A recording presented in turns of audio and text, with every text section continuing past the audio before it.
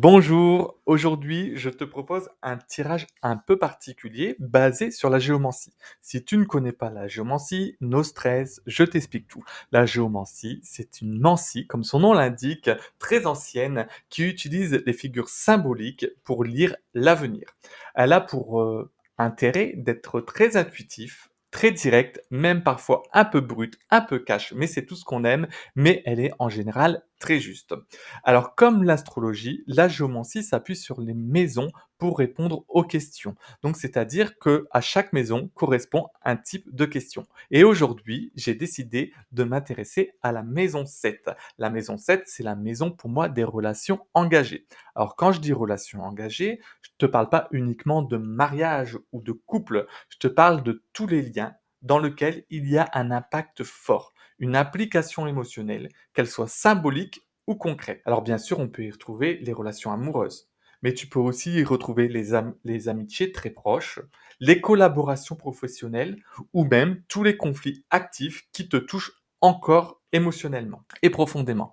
Tu peux avoir les partenariats dans le travail, tu peux aussi avoir les ennemis. Alors je vais t'expliquer un petit peu plus dans le détail et même t'associer quelques questions qui pourraient être posées dans la maison 7. Par exemple, ça pourrait être tes engagements officiels, comme les contrats, les mariages ou les partenariats.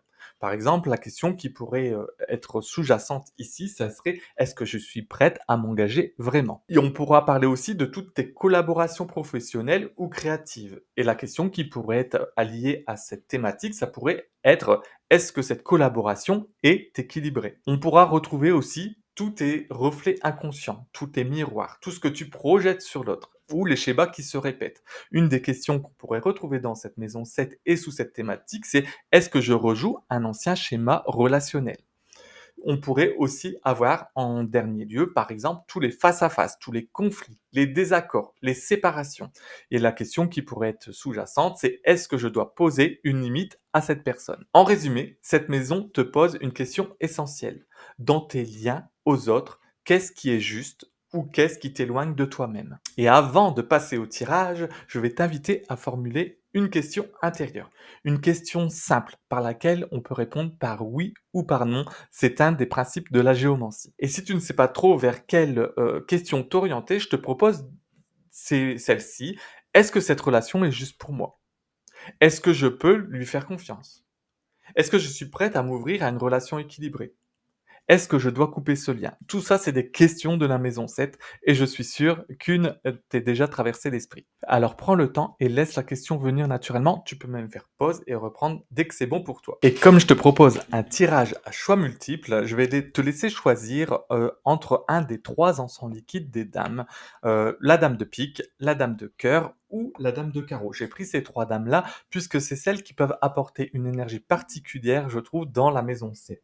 Alors tu peux choisir spontanément cette dame parce qu'elle t'attire plus qu'une autre, ou parce que son nom, son énergie ou le symbole te parle le plus, ou parce que tu te sens naturellement connecté à son énergie, mais tu peux aussi te laisser porter par son énergie que je vais te décrire. Par exemple, avec la dame de pique, c'est une dame, elle voit clair, elle tranche quand il faut, elle te parle de lucidité, de limites à poser, de vérité qu'on n'ose pas se dire. Alors, elle est intéressante s'il est temps pour toi de faire face à quelque chose ou de te protéger. La dame de cœur, elle aime fort. Elle ressent tout. Elle vibre, elle brûle parfois. Elle te parle de passion, d'attachement, de cet élan qui peut t'emmener ou t'engloutir. Si tu es dans une relation intense ou troublante, peut-être que c'est son énergie qui pourrait te guider. Et en dernier lieu, la dame de carreau.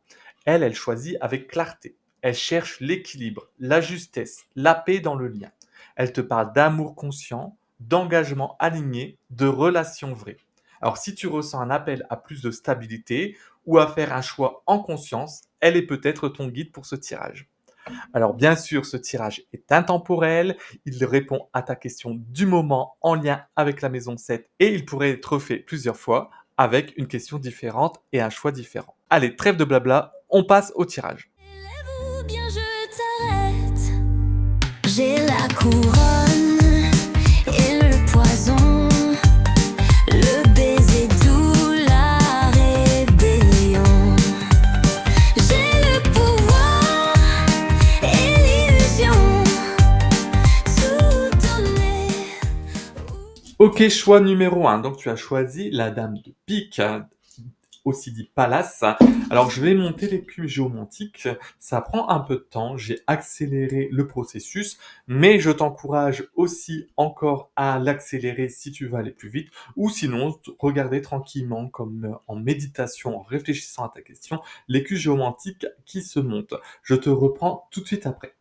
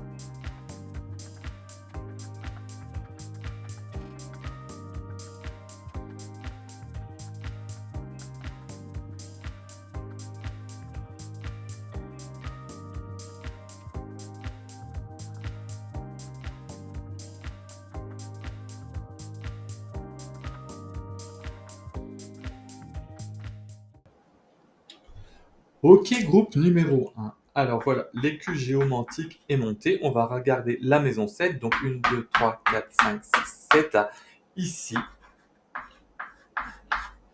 Et ensuite, on ira faire un petit tour de ce côté-là et de ce côté-là pour finir ici. Ok. Alors, qu'est-ce qu'on pourrait dire de cette question qui te taraude et auquel tu désires une réponse? Cette question est bien sûr en lien avec une relation, avec quelqu'un de l'extérieur, avec qui tu nourris un attachement, un lien, un contrat fort. Il faut savoir que si ta question attend une réponse, on serait sur une réponse plutôt positive. On est dans la maison 7 avec Puella, qui reste une figure, si ce n'est pas positive, au moins, on va dire, agréable. C'est une figure qui nous invite à vivre le moment présent, la légèreté et l'insouciance de l'adolescence dans tous ses bons côtés, mais aussi dans ses mauvais côtés. Alors, il faudra faire attention dans Puella, si dans cette relation, à ne pas faire preuve peut-être de trop d'attachement, ou on parle aussi de, comment ça s'appelle, de relations toxiques, d'attachement toxique, que de garder une juste distance, une juste limite dans cette relation, dans ce lien qui est nourri et qui pose problème en ce moment, enfin qui pose question. Alors, dans Puella aussi, on fera attention à ne pas être un peu trop superficiel. Il y a beaucoup de superficialité dans Puella et donc ça peut nous amener à avoir des relations un peu faussées. Ça fait un peu des relations de début d'amour, de début de relation où on n'est pas complètement soi et on se masque un petit peu derrière des apparences, des faux semblants. Voilà pour la réponse concrète à ta question. Donc, on serait potentiellement sur un oui, mais nuancé avec l'énergie de Puella. Au final, ce qui résultera quand la question aura trouvé réponse ou solution, c'est un bel épanouissement, quelque chose d'agréable, quelque chose de positif. On a Fortuna majeure en résolution de la question, c'est-à-dire que quand tout sera derrière toi, tu te sentiras beaucoup plus équilibrée, plus forte, plus désireuse d'avancer et d'aller de l'avant. Une très bonne conclusion à la question qui pourrait être posée. Par contre, en ce moment, si ce n'est pas de la colère, c'est en tout cas des émotions fortes qui te caractérisent. On est sur de la passion, de la pulsion, de l'impulsivité. C'est un petit peu tendu à l'intérieur de toi par rapport à cette question, par rapport à ce lien. Il y a quelque chose qui est de l'ordre de plus de l'émotionnel que du mental, que plus que du calme. C'est vraiment très, on va être dans une énergie de feu. Là, le lien ou la personne qui est en face de toi est quelqu'un qui est plutôt, elle, dans la nostalgie, là, on dirait une certaine tristesse, peut-être même une certaine dépression. Je mets des guillemets à dépression. Quelqu'un qui est un peu au fond du trou. Alors, je pourrais penser par exemple à quelqu'un qu'on aurait envie d'aider, quelqu'un qu'on aura envie de soutenir, quelqu'un qu'on aura envie de pousser. Il y a un peu de cette énergie-là entre Rubéus et Tristitia. C'est quelqu'un qui va prendre le dessus, qui va prendre la relation, le lien à bras le corps, qui va essayer de l'amener vers plus de passion, plus de fun, plus d'excitation. Là où quelque part en face, on a quelqu'un qui est peut-être un peu plus passif, un peu plus tempéré, un peu plus calme. Et donc, il y a ces deux énergies-là qui peuvent être soit intéressantes parce que elles se complètent, soit qui peuvent créer une dissonance parce qu'elles n'arrivent pas à s'harmoniser. En tout cas, ce qui est sûr, c'est que cette relation nourrie, c'est que cette question amène à plus de ressources, de potentiel d'accroissement. Il y a beaucoup de choses à y gagner dans cette relation, dans ce lien, dans cette question. Donc, je suis très très confiant pour la réponse que je pourrais donner à cette question. Si tu me l'as posée en direct, je te dirais oui, mais tu vas y gagner des choses certainement. Essaye d'être plus authentique directement dans ta relation, peut-être tempérer un petit peu ce mouvement de feu, de yin, de passion pour accompagner quelqu'un qui est peut-être plus en retrait, qui est un petit peu plus dans le passé, dans l'introspection. Mais si tu fais tout ça, si tout ça se met en place correctement, il y a quelque chose de très intéressant qui peut en sortir. C'est un excellent tirage. Tiens, je te tirerai bien un petit huile essentielle pour accompagner ce mouvement et peut-être que tu pourrais utiliser pour aller plus loin. Et ici, ah bah tu vois, on est sur le pain sylvestre et l'ego. Et je trouve que ça fait hyper sens avec ce Rubéus qui est là et qui nous invite aussi, et même avec ce pouet-là, à nous positionner justement, pas trop d'excès, pas trop d'impulsivité, pas trop de colère, pas trop de montée d'émotion, et on se présente tout de suite comme on est. On fait pas trop de faux semblants, on fait pas, tu vois, on la joue pas, comment on pourrait dire, euh, c'est pas, on essaie de cacher les choses au début. Non, non, on reste tout de suite comme on est et on se montre comme on est. Voilà, très beau tirage. Voilà choix numéro un. N'hésite pas, si tu veux avoir plus de compléments sur la géomancie, à nous retrouver sur notre site internet. Et si tu as déjà des idées de prochaines questions, note-les en commentaire et je me ferai un plaisir de te tourner une vidéo sur ce sujet. Ok, choix numéro 2, tu as choisi la dame de cœur, Jean Bafouille, à la douce dame de cœur, pour accompagner ton énergie. Et je te propose, pendant que je monte l'écu et que je m'imprègne de cette énergie de la dame de cœur, peut-être soit d'accélérer le mouvement parce que monter un écu géomantique prend un peu de temps. Je vais déjà accélérer cette étape, mais tu peux encore l'accélérer grâce à YouTube pour arriver directement à la lecture. Ou alors tu peux juste regarder cet écu géomantique qui se monte, peut-être en réfléchissant à ta question, ou tout simplement en méditant, en prenant un temps pour toi. En tout cas, fais le mieux pour toi. Moi, je me mets au travail.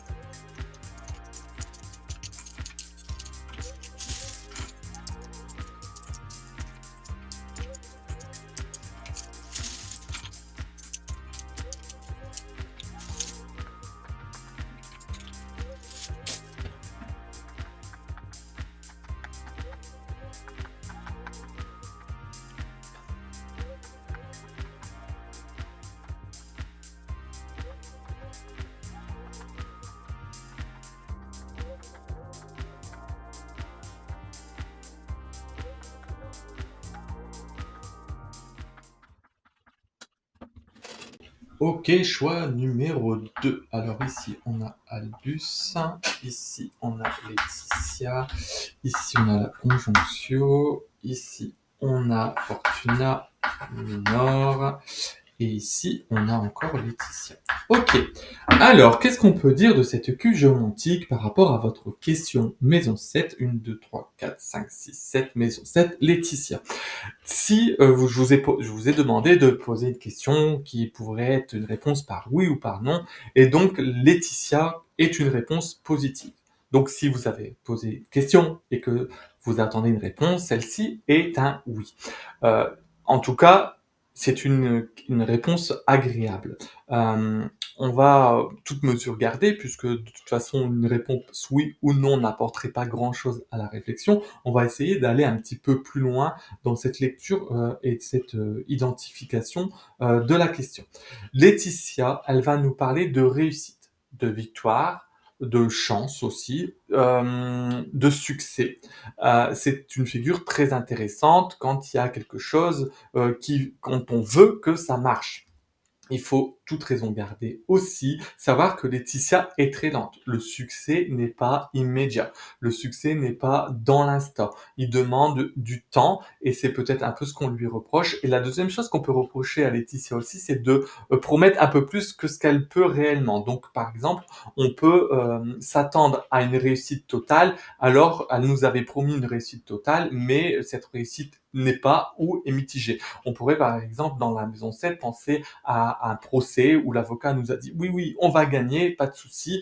Et effectivement, on gagne, mais on gagne pas exactement comme on aurait voulu, ou ça met beaucoup plus de temps que prévu, ou alors, en fin de compte, on n'a pas gagné comme on l'entendait. On se ressent plus un petit peu comme perdant. Bref, c'est une nuance de Laetitia, mais ici, vu que à la sortie de la question, en tout cas, que la réponse, enfin, que la question se termine par un oui ou par un non. Après, une fois que tout ça sera résolu, en tout cas, vous retrouvez votre calme, vous retrouvez votre sérénité, vous retrouvez une paix intérieure, quelque chose de tranquille et d'agréable à l'intérieur de vous au niveau émotionnel. Et ça, parfois, c'est le plus important par rapport au oui ou au non. Comment se terminera ce problème, comment se terminera cette question par quelque chose de plus calme et de plus détendu.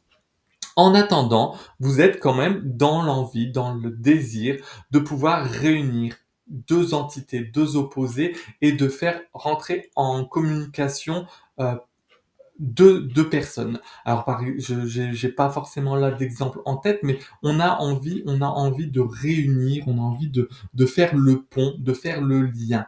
Euh, il y a quelque chose de très actif dans Conjonctio, de quelque chose qui est de l'ordre de très volontariste, de très euh, actif, on va dire.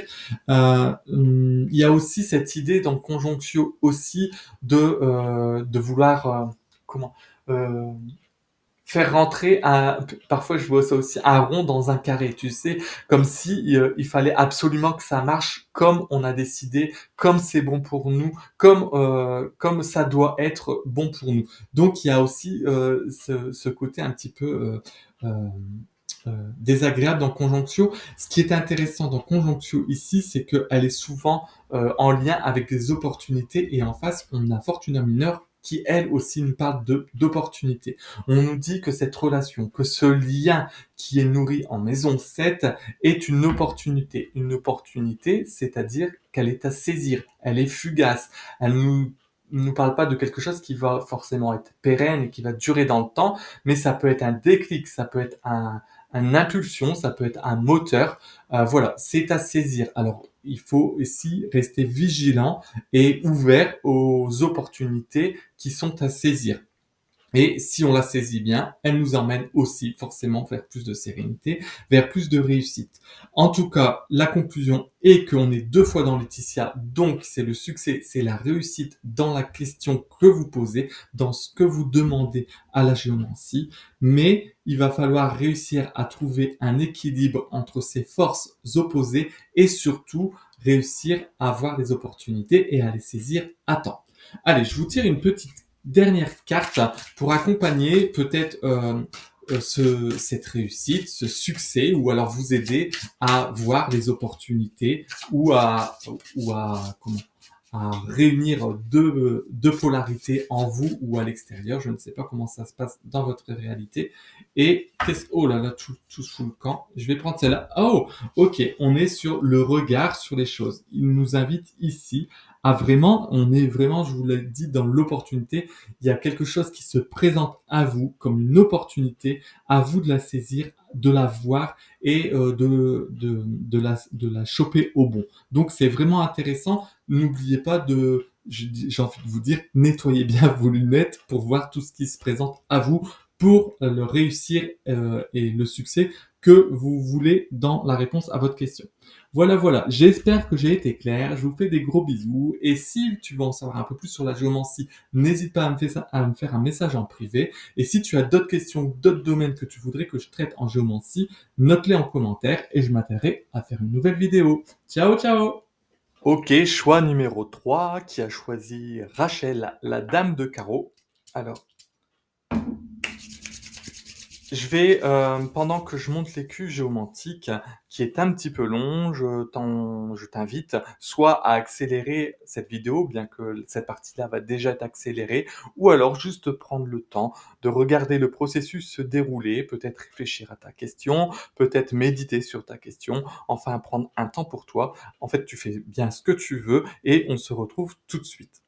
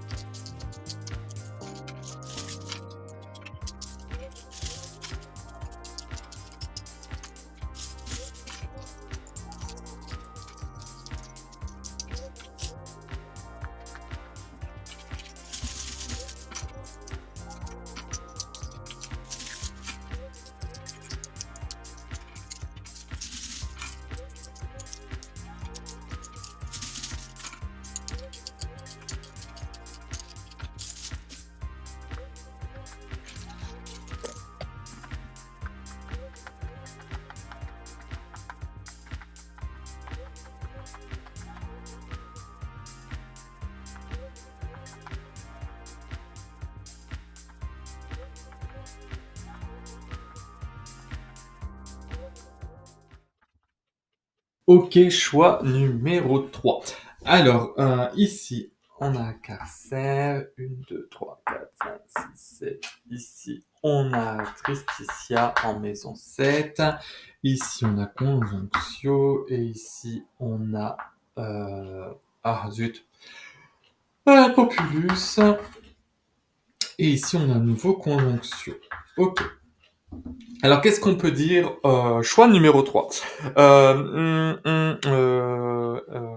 Voilà, apprendre avec des pincettes, bien sûr, ce n'est que du divertissement, mais en tout cas, la réponse à votre question ne serait pas de l'ordre du plus favorable. C'est-à-dire qu'avec Tristitia en maison 7, on s'oriente vers si on devait dire oui ou non, Tristitia, c'est malheureusement non. On répondrait non à la question. Comme j'ai dit, peut-être avant, mais en tout cas que je redis ici, un oui ou un non, ne nous fait pas avancer forcément le schmilblick et ne nous aide pas à rentrer dans une compréhension ou dans une résolution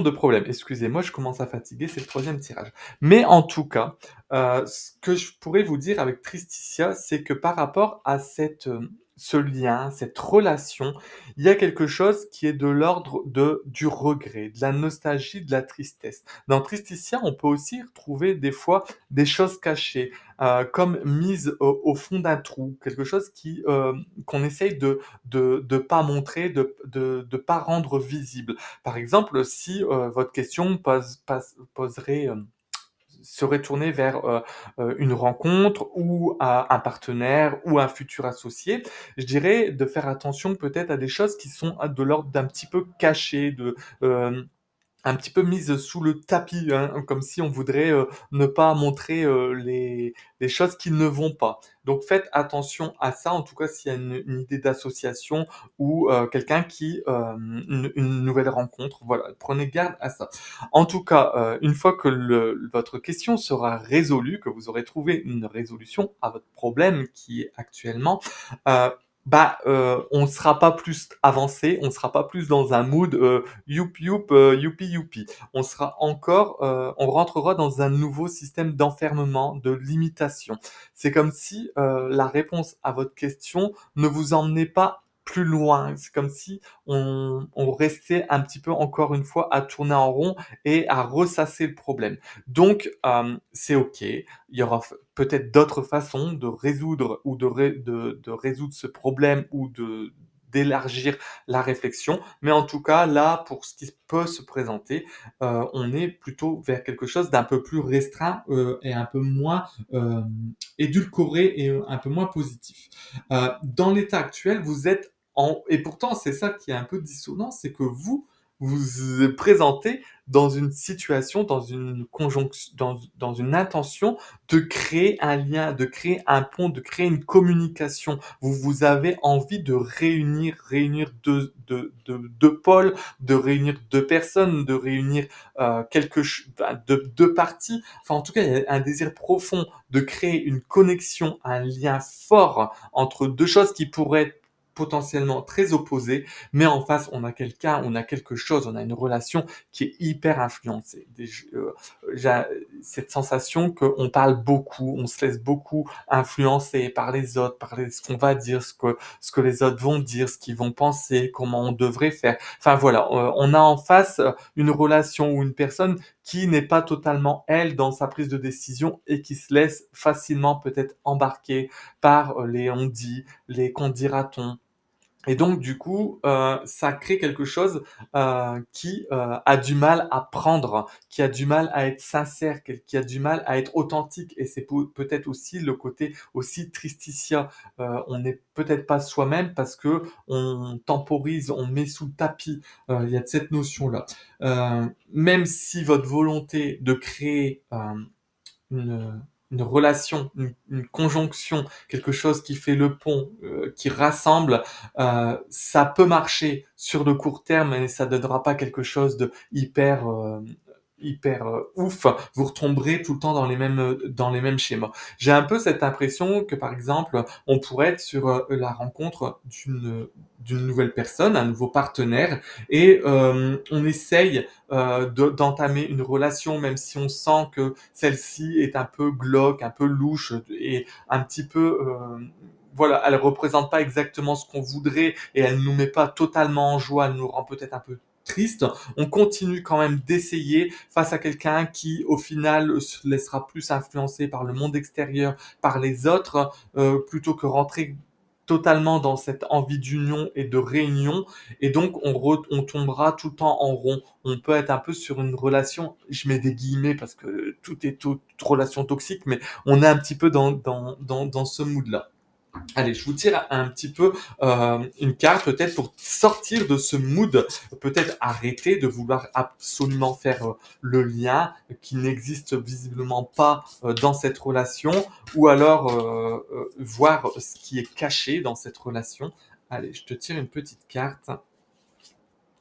Et je te sors la sauge sclarée et le regard sur les choses qui nous invitent peut-être à porter d'autres lunettes, à voir les choses autrement. Peut-être, encore une fois, cette situation, c'est quelque chose que tu vis depuis longtemps ou que tu as déjà vécu. Et là, on t'invite vraiment à te poser, à prendre ton temps, à changer ta paire de lunettes, ta vision sur les choses pour reprendre un autre éclairage et voir les choses sous un nouvel angle et peut-être enfin sortir de ces schémas répétitifs d'encarcère. Ça me fait vraiment penser à quelqu'un qui a tendance à vouloir des relations avec des personnes qui ne sont pas totalement désireuses de s'impliquer dans cette relation. Voilà, ça c'est ma conclusion à ce tirage. J'espère que ça peut t'avoir parlé. En tout cas, je t'envoie plein de force et plein de courage pour changer ce regard sur cette situation et sur ce questionnement que tu vis en ce moment. Si tu as des questions sur la géomancie, n'hésite pas à me les faire en commentaire ou à me faire en message privé.